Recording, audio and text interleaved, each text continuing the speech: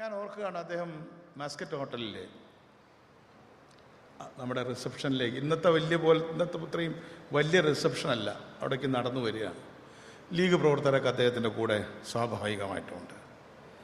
ഞാനപ്പോൾ അവിടെ ആ റിസപ്ഷനിൽ ഇരുന്നുകൊണ്ട് ലോകത്തെ ഏറ്റവും വലിയ സിനിമാ സംവിധായകനായിട്ടുള്ള ക്രിസ്റ്റഫർ സാനൂസിയുമായിട്ട് സംസാരിച്ചുകൊണ്ടിരിക്കുക. ഞാൻ പല സ്ഥലത്തും പറഞ്ഞിട്ടുണ്ട്. അപ്പോൾ ക്രിസ്റ്റഫർ സാനൂസി ഇന്നും ലോകത്തെ ഏറ്റവും വലിയ, മുന്നേറിനെല്ലാം അറിയാം, ഏറ്റവും വലിയ സിനിമ എടുക്കുന്ന പോളിഷ് സിനിമാ സംവിധായകനാണ്. അദ്ദേഹത്തിന് ഗോർബച്ചേവുമായിട്ടും പോളിഷ് അന്നത്തെ കമ്മ്യൂണിസ്റ്റ് അധികാരികളുമായിട്ടും പോപ്പുമായിട്ടും അമേരിക്കൻ പ്രസിഡന്റുമായിട്ടും ഒക്കെ നമ്മൾ തമ്മിൽ സംസാരിക്കുന്ന പോലെ സംസാരിക്കാനുള്ള ഒരു സ്വാതന്ത്ര്യം ഉണ്ടായിരുന്നു. ഈ രണ്ട് മനുഷ്യരും തമ്മിൽ കണ്ടുമുട്ടതിന് ഞാൻ സാക്ഷ്യം വഹിക്കുകയാണ്. രണ്ടുപേരും പരസ്പരം ശ്രദ്ധിച്ചു. അപ്പോൾ ഞാൻ അദ്ദേഹത്തോട് പറഞ്ഞു, ഞാൻ അദ്ദേഹത്തെ കാണാൻ വന്നതാണ്, സാനൂസിയെ. തങ്ങളെ കാണാൻ ചെന്നതല്ല, തങ്ങളവിടെ ഉണ്ടെന്ന് എനിക്കറിയില്ലായിരുന്നു. അവർ പെട്ടെന്ന് അടുത്തു. അപ്പോൾ ഞങ്ങൾ, എൻ്റെ കൂടെ മറ്റ് സിനിമ 1-2 പ്രവർത്തകന്മാരും കൂടെ ഉണ്ട്. അപ്പോൾ അദ്ദേഹം ആദ്യം ചോദിച്ച ചോദ്യം, എന്താണ് സാനുസി എന്നുള്ള പേര് വന്നത്? അതിലൊരു അറബിക് ടച്ച് ഉണ്ടല്ലോ, സാനുസി എന്നുള്ള വാക്കിൽ. ഉടനെ ആ വിഷയത്തിലേക്ക് അവർ കടന്ന് ഒരു 5 മിനിറ്റ് കൊണ്ട് കുറേ കാര്യങ്ങൾ പറയുന്നത് കേട്ടു. ഞാൻ മുഴുവൻ ഓർക്കൊന്നുമില്ല, അത് ഓർത്താൽ തന്നെ എനിക്കത് മനസ്സിലാക്കാനും കഴിയായിരുന്നില്ല. കൈ കൊടുത്ത് പിരിഞ്ഞു, അതല്ല വിഷയം. ഞാൻ 2-3 വർഷങ്ങൾക്ക് ശേഷം പോളണ്ടിൽ ചെന്ന് അന്ന് എനിക്ക് വലിയ അബദ്ധം, എൻ്റെ പാസ്പോർട്ടും ടിക്കറ്റും എല്ലാം പോക്കറ്റടിച്ച് പോയി. ഞാൻ സാനൂസിയെ കാണാൻ പോയതാണ് അദ്ദേഹത്തിൻ്റെ നാട്ടിൽ. പോയത് വേറൊരു പരിപാടിക്കാണ്, പക്ഷെ വാഴ്സായിലേക്ക് പോവുകയാണ്. ട്രെയിനിൽ വെച്ച് എൻ്റെ ടിക്കറ്റെല്ലാം പാസ്പോർട്ടൊക്കെ പോക്കറ്റടിച്ച് പോയി. അത് വേറൊരു കഥയാണ്. എന്തായാലും സാനൂസിയെ ഞാൻ കണ്ടു. സാനൂസി അന്ന് അവിടെ ഒരു ഡിന്നറ് അദ്ദേഹത്തിൻ്റെ പുതിയ സിനിമ നടിക്ക് നൽകുന്നത്. അപ്പോൾ എന്നോടും കൂടെ വരണമെന്ന് പറഞ്ഞു. ഞങ്ങളവിടെ ചെന്നു. ഞങ്ങൾ സംഭാഷണം തുടങ്ങിയപ്പോൾ അദ്ദേഹം ചോദിച്ചത്, അന്ന് നമ്മൾ കണ്ട ആ മുസ്ലിം ലീഡർ അദ്ദേഹം എന്ത് ചെയ്യുന്നു എന്നുള്ളതാണ്.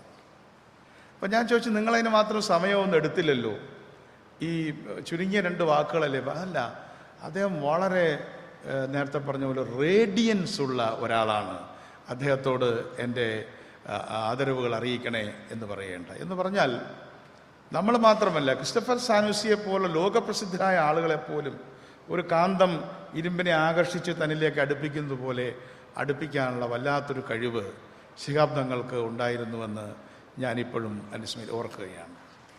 അതുപോലെ അത് ഒരറ്റത്ത്. മറ്റേ അറ്റത്തോ ഞാൻ അദ്ദേഹത്തെ കാണാനായിട്ട്, രാഷ്ട്രീയ കാര്യങ്ങൾക്ക് വേണ്ടി കാണാനായിട്ട് ചെന്നിരിക്കുന്നു. അദ്ദേഹത്തിൻ്റെ ഒരു ചെറിയ മുറിയിലേക്ക് ഞങ്ങളെ ക്ഷണിച്ചു. ഞാനും വിജയകൃഷ്ണനുണ്ട്. അവിടെ ഇരുന്ന് രാഷ്ട്രീയ കാര്യങ്ങളൊക്കെ സംസാരിക്കുകയാണ്. അപ്പോൾ ഒരു സ്ത്രീ, മുസ്ലിം സ്ത്രീ അല്ല, ജനലിൽ വന്നിങ്ങനെ തട്ടുക.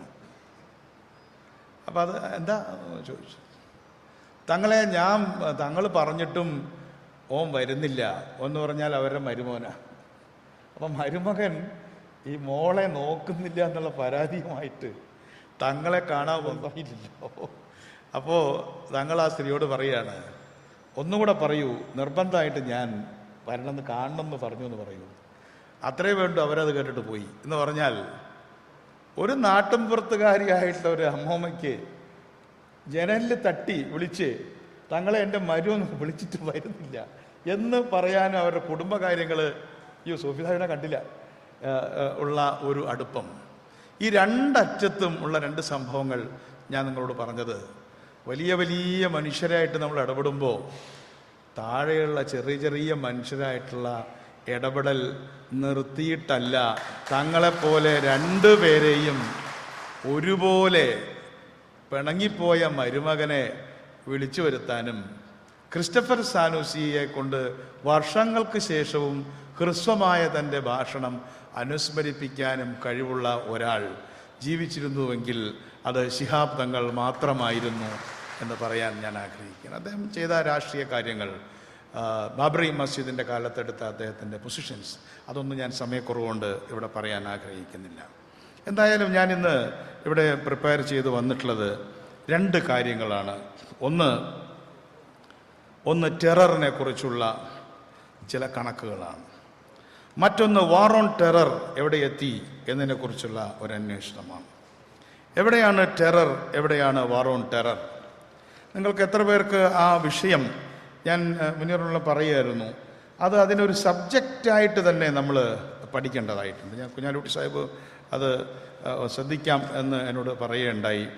എങ്ങനെയാണ് ടെററിനെ പഠിക്കേണ്ടത്, എങ്ങനെ പഠിക്കണമെന്ന് ചോദിച്ചാൽ രാഷ്ട്രീയം മാത്രം പഠിച്ചാൽ പോരാ.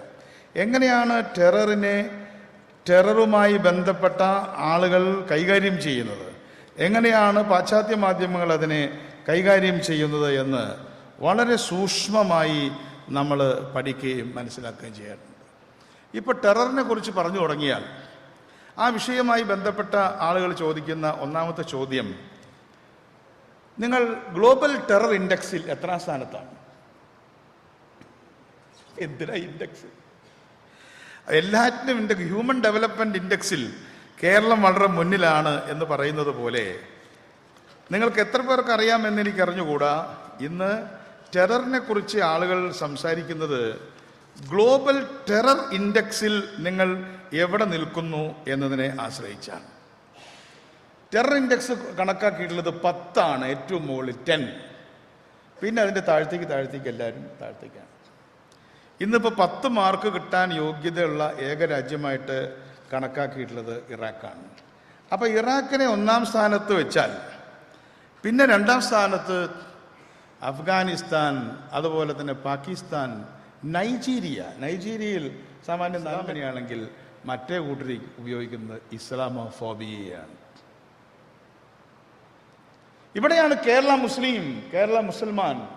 ഞാൻ ഇന്ത്യ എന്ന് പറയുന്നില്ല, ഞാൻ മുസ്ലിം ലീഗിനെ ഒറ്റുനോക്കുകയാണ് ഒരു രാഷ്ട്രീയ പ്രവർത്തകൻ എന്ന നിലയ്ക്ക്. നമ്മളിത് പഠിച്ചു പറഞ്ഞിട്ടൊന്നും കാര്യമില്ല. എൻ്റെ അഭിപ്രായത്തിൽ കേരള മുസ്ലിം ലീഗ് അല്ലെങ്കിൽ ഇന്ത്യൻ യൂണിയൻ മുസ്ലിം ലീഗ് അടിയന്തരമായിട്ട് അന്താരാഷ്ട്ര തലത്തിൽ നിങ്ങളുടെ സന്ദേശങ്ങൾ എത്തിക്കേണ്ട സമയമായി എന്നാണ് എൻ്റെ വിശ്വാസം. ഞങ്ങളൊക്കെ കൂടാ അതിന് സഹായിക്കും. കാരണം ഇങ്ങനെ ഒരു മുസ്ലിം ജനത ഇവിടെ ഉണ്ട്. നിങ്ങൾ ഈ മുസ്ലിമിനെ മുഴുവൻ അങ്ങോട്ട് എടുത്തിട്ട് ഞങ്ങളിത് അവിടെ സ്റ്റേറ്റ് ഉണ്ടാക്കി, ഭരണകൂടം ഉണ്ടാക്കി, ഞങ്ങൾ സംഘടന ഉണ്ടാക്കി, ഞങ്ങൾ ശരിപ്പെടുത്തി കളയും എന്ന് പറയുമ്പോൾ അങ്ങനെയല്ല. എന്താ മുസ്ലിം ലീഗിനെ ഞാൻ കാണുന്നത് 967 മുതൽ അല്ലെങ്കിൽ 65 മുതൽ എന്ന് തന്നെ പറയാം, ഇപ്പം 50 കൊല്ലമായി. 50 കൊല്ലമായി കേരളത്തിൽ മുസ്ലിം നേതൃത്വത്തിലല്ലാത്ത രാഷ്ട്രീയ നേതൃത്വവുമായി വളരെ ഫലപ്രദവും മര്യാദയോടുകൂടിയതുമായിട്ടുള്ള രാഷ്ട്രീയ സഖ്യത്തിൽ ഏർപ്പെട്ട് ഈ മുസ്ലിം സമുദായത്തെ ഒരു തീവണ്ടിയെ അതിൻ്റെ എഞ്ചിൻ വലിച്ചു കൊണ്ടുപോകുന്നത് പോലെ വലിച്ചു കൊണ്ടുപോയ പ്രസ്ഥാനമാണ് കേരളത്തിലെ മുസ്ലിം ലീഗ്. ഇത് ലോകത്ത് അങ്ങനെ എത്ര സംഘടന ഉണ്ടാവും? പക്ഷെ നമുക്ക് ഇവിടെ തന്നെ നിർത്തിയാൽ മതിയോ? ഇത് ആവശ്യമായിട്ട് വന്നിരിക്കുകയാണ്. ഞാനിതൊരു നിങ്ങളെ പുകഴ്ത്താൻ വേണ്ടിയോ അല്ലെങ്കിൽ നിങ്ങളുടെ ഇതുകൊണ്ട്, ഞങ്ങൾക്കും ഈ രാജ്യത്ത് ജനങ്ങൾക്കെല്ലാം ആവശ്യമാണ്. നിങ്ങൾ ഒരു ഭാഗത്ത് ഇസ്ലാമിനെ വികൃതപ്പെടുത്തിക്കൊണ്ട്, ഞാനത് പറയേണ്ട ആവശ്യമില്ല, നിങ്ങൾക്ക് എന്നെക്കാൾ എത്രയോ അറിയാം. എനിക്ക് ഇസ്ലാമിൻ്റെ ചരിത്രവും ഇതൊന്നും നിങ്ങളുടെ അത്രയും അറിയില്ല. പക്ഷെ ഞാൻ മനസ്സിലാക്കിയ ഇസ്ലാം, ഞാൻ മനസ്സിലാക്കിയ ഖുർആൻ, ഞാൻ പഠിച്ച പരിഭാഷകൾ അല്ലെങ്കിൽ ഹദീസ് പരിഭാഷകൾ, അതെല്ലാം തന്നെ ഞാൻ മുനീസാബായിട്ട് സംസാരിക്കുകയായിരുന്നു. മഹനീയമായ ഒരു സംസ്കൃതിയുടെ ആധാരശിലകളാണ്. ഇപ്പം ചിലർ പറയും ഖുർആൻ യുദ്ധത്തിനൊക്കെ ആഹ്വാനം ചെയ്തിട്ടുണ്ട്. അപ്പോൾ ബൈബിളിൻ്റെ അങ്ങനെ പഴയ നിയമം കളയണ്ടേ? പുതിയ നിയമത്തിൽ യുദ്ധമില്ല, അത് ശരിയാണ്. പുതിയ നിയമത്തിൽ ക്രൈസ്റ്റ് യുദ്ധത്തെക്കുറിച്ച് പറയില്ല. പക്ഷെ ക്രൈസ്റ്റിനെ കുറിച്ച് ബൈബിളിൽ പറഞ്ഞതിനേക്കാൾ ചുരും കൂടി കട്ടിയായിട്ട് പറഞ്ഞിട്ടുള്ളത് ഖുർആനാണ് ഞാൻ മനസ്സിലാക്കിയിട്ടില്ല. ഞാൻ വായിച്ചപ്പോൾ ഞാൻ ഖുർആനെ കുറിച്ച് എന്നോട് സംസാരിക്കാൻ പറഞ്ഞപ്പോൾ ഞാൻ പറഞ്ഞു, ഞാൻ ബൈബിൾ ചെറുപ്പത്തിനെ പഠിക്കാൻ നിർബന്ധിക്കപ്പെട്ടിട്ടുണ്ട്. നേരെയായില്ല എന്നുള്ള വേറൊരു കാര്യം. എന്നാലും ക്രൈസ്റ്റിൻ്റെ അമ്മയെക്കുറിച്ച് ഒരു അധ്യായം തന്നെ ഖുർആനിലുണ്ട്, അല്ലേ? മറിയം, സൂറത്ത് മറിയം. അത് ബൈബിളിലില്ല. ബൈബിളിൽ മറിയത്തിൻ്റെ പിതാവിനെ കുറിച്ച് പറയുന്നില്ല, പക്ഷെ ഖുർആൻ പറയുന്നുണ്ട്, ഇമ്രാൻ. അപ്പം പഴയ ടെസ്റ്റ്മെൻറ്റ് അല്ലെങ്കിൽ ഓൾഡ് ടെസ്റ്റ്മെൻറ്റിൽ നിന്ന് ന്യൂ ടെസ്റ്റ്മെൻറ്റിലേക്കുള്ള മാറ്റത്തിലെ ഓൾഡ് ടെസ്റ്റ്മെൻറ്റ് ആരും വായിക്കണ്ടേ? അതിൽ യുദ്ധമില്ലേ? ദാവീദ് രാജാവ് എല്ലാ തരത്തിലും സങ്കീർത്തനങ്ങളിൽ അദ്ദേഹം സംബോധന ചെയ്തിട്ടുള്ളത് സൈന്യങ്ങളുടെ യഹോവ എന്നാണ്. യുദ്ധമാണ്, അതിൽ മുഴുവൻ യുദ്ധമല്ലേ? അപ്പോൾ ഖുർആനിൽ യുദ്ധമുണ്ട്, ഉണ്ട്. ബൈബിളിൽ യുദ്ധമല്ലേ? ഇവിടെ ഭഗവത്ഗീത എന്ന് പറഞ്ഞാൽ തന്നെ യുദ്ധമല്ലേ? ശത്രുക്കളെ കൊല്ലാനല്ല പറഞ്ഞത്, സ്വന്തം ചേട്ടന്മാരെ കൊല്ലാനാ പറഞ്ഞത്. അതുകൊണ്ട് ഇവിടെ എല്ലാവരും ചേട്ടന്മാരെ കൊല്ലാൻ പുറപ്പെട്ടിരിക്കുക. അപ്പൊ നമ്മുടെ ക്ലാസിക്കുകൾ അതിന്റെ വാക്കുകൾ അർത്ഥങ്ങൾ എടുത്തിട്ട് അതുപോലെ പിറ്റേ ദിവസം ചെയ്യാനുള്ളതാണോ? അതിന്റെ സത്തല്ലേ നമ്മൾ എടുക്കുക.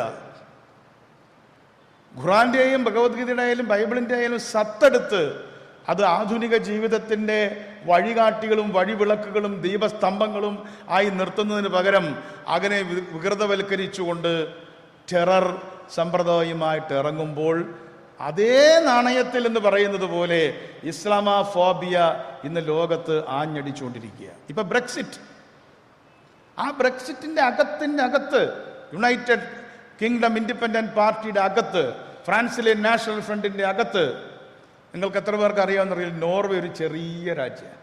വലിപ്പം കുറച്ചുണ്ട്, പക്ഷെ മഞ്ഞാണ് അവിടെയൊക്കെ. ആ നോർവേ എന്ന് പറയുന്ന വളരെ കുറച്ച് ആളുകളുള്ള നോർവേ, കേരളത്തെക്കാളും കുറച്ച് ജനസംഖ്യ ഉള്ള രാജ്യത്ത് അവിടെ ഒരു മാനിഫെസ്റ്റോ ഇറക്കിയിരിക്കുകയാണ്. ആ മാനിഫെസ്റ്റോയിൽ പറയുന്നത് ഞങ്ങളുടെയൊക്കെ ഏറ്റവും ഇഷ്ടപ്പെട്ട പാർട്ടിയായിട്ട് തോന്നുന്നു BJP ആണ്. നിങ്ങൾ വായിക്കേണ്ടതാണ്. ബ്രെവിക് മാനിഫെസ്റ്റോ എന്നാണ്. ബ്രെവിക് എന്ന് പറഞ്ഞാൽ ഒരു 25 ആളെ കൂട്ടക്കൊല ചെയ്തിട്ട് ജയിലിൽ കിടക്കുക, വിശ്രമിച്ചുകൊണ്ടിരിക്കുക. ഇസ്ലാമോഫോബിയയുടെ ഒരു കാറ്റ് യൂറോപ്പിൽ അടിച്ചുകൊണ്ടിരിക്കുകയാണ്.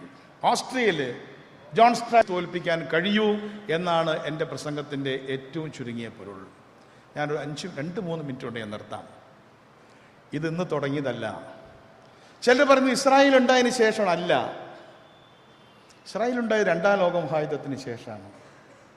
പക്ഷെ സയോണിസം നേരത്തെ ഉണ്ടായി. 917 ഡിസംബർ 17-ാം തീയതി അലൻബി എന്ന് പറയുന്ന ജനറൽ യെരുശലേം കീഴടക്കി. ഓട്ടോമാൻ സാമ്രാജ്യം തകർത്തു. ഓട്ടോമാൻ സാമ്രാജ്യം തകർക്കാൻ വേണ്ടി T. ലോറൻസ് എന്ന് പറയുന്ന, തോമസ് എഡ്വേർഡ് ലോറൻസ് എന്ന് പറയുന്ന സ്പൈ, മിടുക്കനായ സ്പൈ, ആ സ്പൈയെ പറഞ്ഞയച്ചിട്ട് സൗദിയിലും നമുക്ക് മെക്കയിലുണ്ടായിരുന്ന കിങ് ഹുസൈൻ്റെ മക്കൾ ഫൈസലിനെ ഉപയോഗപ്പെടുത്തിക്കൊണ്ട് അവരെ വിശ്വസിപ്പിച്ച്, അവരെ ചതിച്ച് തകർത്ത്, അവരെ തുർക്കിക്കെതിരായ മുന്നണിയിലേക്ക് പറഞ്ഞയച്ച് അവിടെ ഉണ്ടായിരുന്ന റെയിൽവേ മുഴുവൻ തകർത്ത്. തുർക്കി എന്തൊരു സുന്ദരമായ രാജ്യമായിരുന്നു. ഓട്ടോമാൻ സാമ്രാജ്യത്തിൽ ഞാൻ സൗദിയിൽ പോയിട്ടില്ല. ഇപ്പൊ റെയിലില്ല? ഉണ്ടോ? റെയിലുണ്ടോ? ഉണ്ടോ? മദീന വരെ റെയിലുണ്ടായിരുന്നു തുർക്കിയിൽ നിന്ന്, ഖജാർ റെയിൽ. അത് ചെറുത്. ലോകത്തിന്റെ പ്രധാനപ്പെട്ട പ്രദേശത്ത് കൂടെ വമ്പിച്ച റെയിൽ പാത ഉണ്ടായിരുന്നു എന്ന് 1910-ലും 12-ലും ഒക്കെ റെയിൽ ഉണ്ടായിരുന്നു അവിടെ. ആ റെയിൽ മുഴുവൻ ബോംബ് വെച്ച് തകർത്തത് ഈ ലോറൻസ് ആണ്. എന്നിട്ട് അതിനെ വിളിച്ചത് വിമോചന പോരാട്ടം എന്നാണ്. ആ വിമോചന പോരാട്ടം എല്ലാം കഴിച്ച് ലോറൻസ് ഇതിനെയെല്ലാം നശിപ്പിച്ച്, തുർക്കിയെ നശിപ്പിച്ച്, തുർക്കിയുടെ കയ്യിലുണ്ടായിരുന്ന പേർഷ്യൻ ഗൾഫിനെ പിടിച്ചെടുത്ത് ചർച്ചിലിൻ്റെ സഹായത്തോടുകൂടി സൗദുകളെ അവിടെ പ്രതിഷ്ഠിച്ചതിന് ശേഷം അവിടുത്തെ അറബികളുടെ തന്നെയുള്ള ഗോത്രവർഗ്ഗക്കാരെ, പ്രത്യേകിച്ചും കിങ് ഹുസൈൻ അദ്ദേഹത്തിൻ്റെ മക്കൾ 5 പേരാണ്, ഫൈസലിനെ വഞ്ചിച്ചതിന് ശേഷം T. ലോറൻസ് പോലും അറിയാതെ കൃത്യം 100 വർഷം മുമ്പ് മെയ് 16, 1906 സൈക്സ് പിക്കോട്ട് അഗ്രിമെന്റ് ഉണ്ടാക്കി. എന്താണ് അഗ്രിമെന്റ്? ആ അഗ്രിമെന്റ് അനുസരിച്ചിട്ടാണ് ഈ ഇറാഖും ലെബനോണും സിറിയൊക്കെ മുറിച്ച് കഷ്ണമാക്കി. നമ്മൾ ഏതാണ്ട് അപ്പം മുറിച്ചിട്ട് ഈ കഷ്ണം നീ എടുത്തോ, അല്ലെങ്കിൽ ഒരു കോഴിയെ കൊന്നിട്ട് കാലൊരു ഭാഗങ്ങൾക്ക്, കയ്യൊരാൾക്ക്, നെഞ്ചൊരാൾക്ക് എന്ന് പറയുന്നത് പോലെ പേർഷ്യ എന്ന സുന്ദരമായ ആ സംസ്കാരത്തെ കഷ്ണമായി മുറിച്ചത് ഈ ബ്രിട്ടീഷുകാരും ഫ്രഞ്ചുകാരും കൂടിയാണ്. അവിടെ 1-ാം ലോക മഹായുദ്ധത്തിൽ തകരുകയാണ് ഓട്ടോമാൻ സാമ്രാജ്യം. അവർക്ക് എണ്ണ വേണമായിരുന്നു. കാരണം 908 മെയ് 16-ാം തീയതി എണ്ണ കണ്ടെത്തി. സുലൈമാന്റെ പേരുള്ള ഇറാനിലെ ഒരു കൊച്ചു നഗരത്തിൽ സലമോൻ രാജാവിന്റെ പേര്, അല്ലെങ്കിൽ സുലൈമാന്റെ പേരുള്ള, സുലൈമാൻ എന്നാണ് ആ പട്ടണത്തിന്റെ പേര്, അവിടെ എണ്ണ കണ്ടെത്തി. ആ എണ്ണയിൽ കണ്ണ് വെച്ചുകൊണ്ട് യൂറോപ്പിൽ ബ്രിട്ടന് എണ്ണയില്ല, കൽക്കരിയും ഇരുമ്പും ഉണ്ട്, എണ്ണയില്ല. ബ്രിട്ടൻ ഭരിച്ചത് കൽക്കരി കൊണ്ടാണ്, ഇരുമ്പ് കൊണ്ടാണ്, പിന്നെ നെയ്ത്ത് കൊണ്ടാണ്. പക്ഷെ എണ്ണയില്ല, ഇപ്പോഴും എണ്ണയില്ല. അതാണ് ബ്രിട്ടന്റെ പ്രശ്നം. ആ എണ്ണ കണ്ടതോടുകൂടി എണ്ണ കുടിച്ചു പറ്റിക്കാൻ വേണ്ടി 21-ാം നൂറ്റാണ്ടിന്റെ ഇന്ധനം എണ്ണയാണ് എന്ന് മനസ്സിലാക്കി ആ എണ്ണ കുടിച്ചു പറ്റിക്കാൻ വേണ്ടിയാണ് അറബ് ജനതയെ അടിമകളാക്കിയും തമ്മിലടിപ്പിച്ചും തകർത്തും ആ കൂട്ടത്തിൽ ഇസ്ലാമിനെതിരായിട്ട് ഏറ്റവും മോശമായ ക്യാമ്പയിൻ നടത്തിയും അതിൻ്റെ സംസ്കാരത്തെയും സംസ്കൃതിയെയും ഇടിച്ചു താഴ്ത്തിയും നടത്തിയിട്ടുള്ള സാമ്രാജ്യത്തിൻ്റെ പടയോട്ടങ്ങൾ. ആ പടയോട്ടങ്ങളുടെ ബാക്കി പത്രങ്ങൾ ഇന്ന് നമ്മുടെ മുമ്പിലുണ്ട്. പക്ഷേ കൂട്ടത്തിലൊരു സംഭവം ഉണ്ടായി. സോവിയറ്റ് യൂണിയൻ ഉണ്ടായി. സോവിയറ്റ് യൂണിയൻ ഉണ്ടാക്കിയപ്പോൾ സൈക്സ്-പിക്കോട്ട് അഗ്രിമെന്റ് ലെനിൻ പുറത്തുവിട്ടു. ഇതാ ഇദ്ദേഹം ഭൂപടമെല്ലാം മുറിച്ച് മാറ്റിയിരിക്കുകയാണ്. റഷ്യ അതിൽ നിന്ന് പിന്മാറി. ഒന്നാം ലോക മഹായുദ്ധത്തിന്റെ മധ്യത്തിൽ വെച്ച് റഷ്യ പിന്മാറി, ബ്രിട്ടന്റെ കയ്യിൽ നിന്ന് പിന്മാറി. റഷ്യയിൽ വിപ്ലവം നടന്നു. അവിടെ എണ്ണയുണ്ടായിരുന്നു. അപ്പോൾ ആ എണ്ണയും കിട്ടില്ല, ഈ എണ്ണയും കിട്ടില്ല എന്ന് വന്നപ്പോൾ ഈ എണ്ണ രാജ്യങ്ങളെ മുഴുവൻ പിടിച്ചെടുത്തു. പക്ഷെ ഇതിന്റെ അപകടം മനസ്സിലാക്കിയ ഒരു മനുഷ്യനുണ്ടായിരുന്നു. ലോക ചരിത്രത്തിൽ ആ മനുഷ്യൻ മാത്രമാണ് പറഞ്ഞത്. ഒന്നാം ലോക മഹായുദ്ധത്തിന്റെ മധ്യത്തിൽ അവസാന ഘട്ടത്തിൽ പറഞ്ഞു, ഖലീഫമാരെ ബ്രിട്ടീഷുകാർ അടിച്ചു പുറത്താക്കിയിട്ടുണ്ടെങ്കിൽ അത് സാമ്രാജ്യത്വം ഈ രാജ്യത്ത് ലോകത്ത് കൊടികുത്തി വാഴുന്നതിന് വേണ്ടിയാണ്. അതുകൊണ്ട് മുസൽമാനും അല്ലാത്തവരും ചേർന്നുകൊണ്ട് ഖിലാഫത്തിന് ആഹ്വാനം ചെയ്ത മഹാത്മാഗാന്ധി മാത്രമാണ് ഈ സാമ്രാജ്യത്വത്തിന്റെ കടന്നാക്രമണത്തെ കണ്ടുപിടിച്ചത്.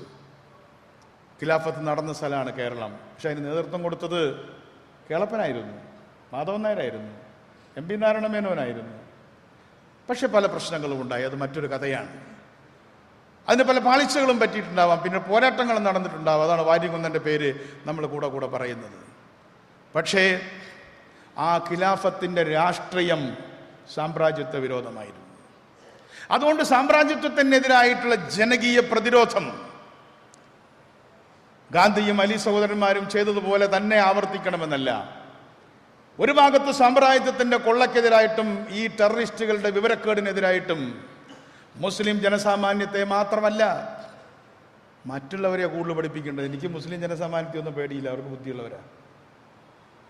മറ്റുള്ളവരിതിൽ പെട്ടുകിടക്കുകയാണ്. ഒരു തൊപ്പി വെച്ചിട്ടും താടി വെച്ചിട്ടും ഒരാൾ പോയപ്പോൾ എന്നെ തന്നെ കണ്ടാൽ സംശയം ആൾക്കാർക്ക്, ഇയാൾ കുഴപ്പക്കാരനാണോ താടിയുള്ളതുകൊണ്ട്. ഒരു തൊപ്പിയും കൂടെ വെച്ചാൽ മതി. എങ്ങോട്ടാണ് പോകുന്നത്?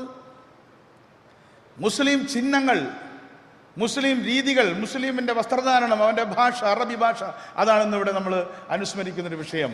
അതിനെയെല്ലാം തന്നെ ഫോബിയ ഫോബിയ ഫോബിയ, അതാണ് അറബി ഫോബിയ. ഇസ്ലാമോഫോബിയയുടെ കുഞ്ഞു രൂപമായിരുന്നു.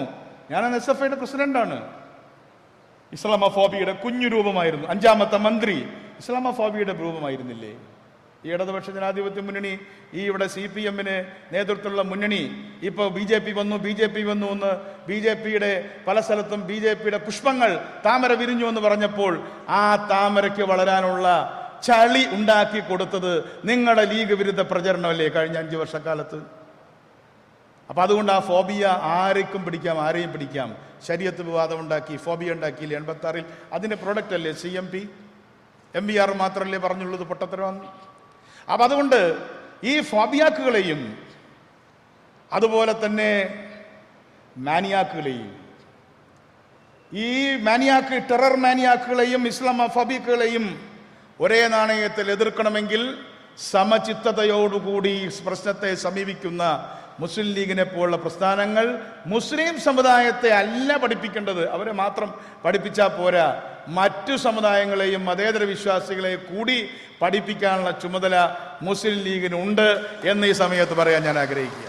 അല്ല, നിങ്ങൾ കുറച്ച് ആൾക്കാർ ഒരു മദ്രസയിൽ ഇരുന്ന് പഠിച്ചിട്ട് എന്താ കാര്യമുള്ളത്? അതിന് പുറത്തുള്ള ആൾ മനസ്സിലാവണ്ടേ? അപ്പോൾ അവിടെ ഇരിക്കുമ്പോൾ ആൾക്കാർ വിചാരിക്കും അവരെല്ലാം കമ്മിറ്റി കൂടിക്കൊണ്ടിരിക്കുക നമ്മളെ എതിർക്കാനായിട്ട്. ഇങ്ങനെ മനസ്സിലാക്കുക. അതുകൊണ്ടൊരു ആധുനിക ഖിലാഫത്ത് ഉണ്ടാക്കണം മുനീർ സാഹിബേ. ഹിന്ദു മുസ്ലിം സഹോദരന്മാരെ, ക്രിസ്ത്യൻ സഹോദരന്മാരെ ഒരു വേദിയിൽ ഒരുമിച്ചിരുത്തി എന്താണ് ടെറർ, എന്താണ് കൗണ്ടർ ടെറർ, എന്താണ് ഫോറൻ ടെറർ, ഇസ്ലാമിന് പങ്കില്ല, ഇതിൽ ഭ്രാന്തന്മാർക്ക് മാത്രമേ പങ്കുള്ളൂ, ഞങ്ങളിതിനെതിരാണ് എന്ന് നിങ്ങൾ മനസ്സിലാക്കണം. പക്ഷെ നിങ്ങൾ മറ്റതും കൂടെ മനസ്സിലാക്കിക്കൊള്ളണം. ഇസ്ലാമോഫോബിയ ആരുടെയെങ്കിലും കയ്യിലുണ്ടോ എന്ന് എല്ലാവരും ഒന്ന് ഇടയ്ക്കിടയ്ക്ക് നുള്ളി നോക്കുന്നത് നല്ലതാണ്. ആ അർത്ഥത്തിലുള്ള വിപുലമായിട്ടുള്ള പ്രസ്ഥാനം, ആ പ്രസ്ഥാനം ലീഗ് ഇനിഷ്യേറ്റ് ചെയ്യേണ്ടതും കേരള സമൂഹം ഏറ്റെടുക്കേണ്ടതുമായ ഒരു പ്രസ്ഥാനമാണ്. അതിനുവേണ്ടി കേരള മുസൽമാന്റെ ജീവിതം, ആ ജീവിതം ഇന്ന് ലോകത്തിനെ ഷോക്കേസ് ചെയ്യേണ്ട സമയമാണ്. ലോകത്തിന് കാണിച്ചു കൊടുക്കുന്നത് ഞങ്ങൾ ഇവിടെ സുന്ദരമായിട്ട് ജീവിക്കുന്നു, സുന്ദരമായി പഠിക്കുന്നു, ഒരു അപകടം ഉണ്ടായിട്ടില്ല ഞങ്ങൾ സുന്ദരമായി ഈ കേരളത്തിലെ മതസൗഹാർദ്ദം കണ്ണിലെ കൃഷ്ണമണി പോലെ കാത്തു സൂക്ഷിക്കുകയും പൊളിറ്റിക്കലായിട്ട്, അതാണ് നിങ്ങൾ സംസ്കാരവും ബിസിനസ്സൊക്കെ പറയാൻ എളുപ്പം, പോളിറ്റിക്സ് പറയാൻ വളരെ ബുദ്ധിമുട്ടാണ്. ലീഗും കോൺഗ്രസും മുസ്ലിം ലീഗും കേരള കോൺഗ്രസും എന്തിന് ഞങ്ങളും ചെറിയ ചെറിയ പാർട്ടികളും എല്ലാവരും കൂടെ ചേർന്നിട്ടുള്ള അതിന്റെ ലീഡർഷിപ്പ് കൊടുക്കാൻ എന്ത് പ്രശ്നം ഉണ്ടെങ്കിലും ഇപ്പോഴും ചെറിയൊരു പ്രശ്നം എപ്പോഴും യോഗം കൂടിക്കൊണ്ടിരുന്നു. കുഞ്ഞാലിക്കുട്ടി സാഹിബല്ലേ വിളിച്ചത്, അതാണ് വിളിച്ച ഫോൺ. അതുകൊണ്ട് ഞാൻ മുസ്ലിം ലീഗിനോട് പറയുന്നത്, നിങ്ങൾ പഠിക്കണം, നിങ്ങൾ പഠിച്ചാൽ പോരാ, എല്ലാവരെയും സംയോജിപ്പിച്ചുകൊണ്ടുള്ള ഒരു ആധുനിക സാമ്രാജ്യത്വ വിരുദ്ധവും ടെററിസ്റ്റ് വിരുദ്ധവുമായ ഒരു പൊതുജന പ്രസ്ഥാനം കെട്ടിപ്പടുക്കാൻ ഇന്നത്തെ ശിഹാബ് തങ്ങളുടെ അനുസ്മരണം, അദ്ദേഹത്തിന്റെ ഓർമ്മ നമുക്ക് വഴികാട്ടിയാവട്ടെ എന്ന് മാത്രം പറഞ്ഞുകൊണ്ട്